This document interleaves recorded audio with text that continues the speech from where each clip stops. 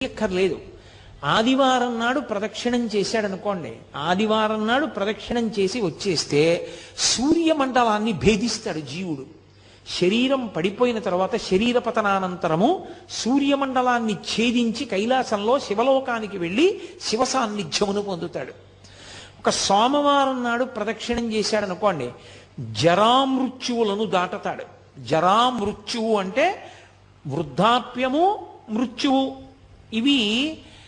ఇదొక చిత్రమైనటువంటి విషయం. చాలామంది త్రిదళం త్రిగుణాకారం త్రినేత్రంచ త్రియాయుధం అంటుంటారు, కానీ అలా లేదు. అసలు యథార్థ పాఠం త్రియాయుషం అనుంది. త్రియాయుషం ఏకబిల్వం శివార్పణం. త్రియాయుషం అంటే 3 రకములైన ఆయుర్దాయాల్ని కోరుతారు.